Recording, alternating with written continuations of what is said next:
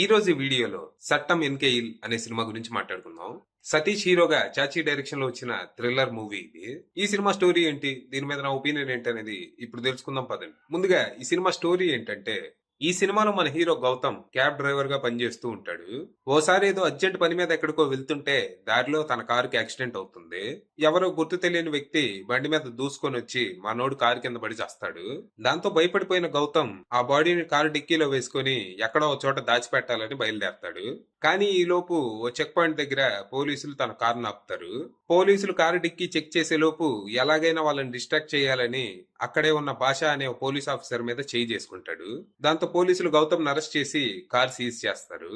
Station కు వచ్చాక అక్కడి నుంచి ఎలాగైనా కార్ తో ఎస్కేప్ అవ్వాలని గౌతమ్ ప్లాన్లు వేయటం మొదలెడతాడు.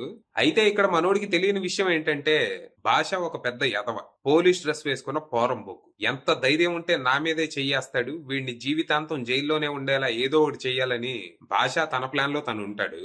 ఇక అదే రాత్రి ఈ స్టేషన్ కి ఇంకో కేసు వస్తది. అది ఓ అమ్మాయి మర్డర్ కేసు. ఎవరో గుర్తు తెలియని వ్యక్తి సోషల్ యాక్టివిస్ట్ అయిన నివేత అనే అమ్మాయిని దారుణంగా చంపేస్తాడు. చనిపోయింది సోషల్ యాక్టివిస్ట్ అవటంతో పై అధికారులు ఈ కేసులో నిందితుడిని తెల్లారిలో పట్టుకోవాలని పోలీసులకు ఆర్డర్ వేస్తారు. మరి తర్వాత ఏం జరిగింది? గౌతమ్ యాక్సిడెంట్ చేసి చంపింది ఎవరిని? అసలు ఆ టైంలో తను ఎక్కడికి వెళ్తున్నాడు? పోలీసులకు ఆ బాడీ దొరకకుండా తను ఎలా మేనేజ్ చేశాడు? ఇంతకీ నివేదాన్ని చంపింది ఎవరు? ఎందుకు చంపారు? నివేద కేసుకి గౌతమ్ కేసుకి ఏమన్నా లింక్ ఉందా? ఇన్స్పెక్టర్ భాష ఏం ప్లాన్ చేస్తున్నాడు? గౌతమ్ ని నివేద హత్య కేసులో ఇరికించడమా, లేకపోతే అసలైన నిందితుల్ని పట్టుకోవటమా? చివరికి ఏం జరిగింది అనేది మీరు సినిమా చూసి తెలుసుకోవాలి. ఇక ఈ సినిమా బానే ఉంది, నాకైతే నచ్చింది. ఫస్ట్ నుంచి లాస్ట్ వరకు నెక్స్ట్ ఏం జరుగుతుంది, నెక్స్ట్ ఏం జరుగుతుంది అని ఆసక్తిగా చూసా. ట్విస్ట్లు కూడా బాగున్నాయి. ఈ కథ మొత్తం ఒక రాత్రిలోనే జరుగుతుంది. సినిమా స్టార్ట్ అవ్వటమే భాష ఎంత పెద్ద వేస్ట్ గాడ్ అనేది క్లియర్ గా చూపిస్తారు. డబ్బులు ఇస్తే ఏమైనా చేస్తాడని ఎస్టాబ్లిష్ చేస్తారు.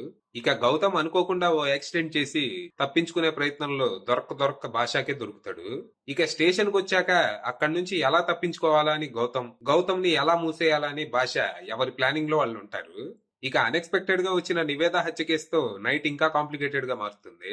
మెల్లిగా నివేద హత్య కేసుకి గౌతమ్ యాక్సిడెంట్ కేసుకి మధ్య లింకులు బయటపడుతూ ఉంటాయి. ఇక్కడ వచ్చే ట్విస్ట్లు, రివీళ్లు అన్ని ఇంట్రెస్టింగ్ గా అనిపిస్తూ సినిమా థ్రిల్లింగ్ గా సాగుతుంది.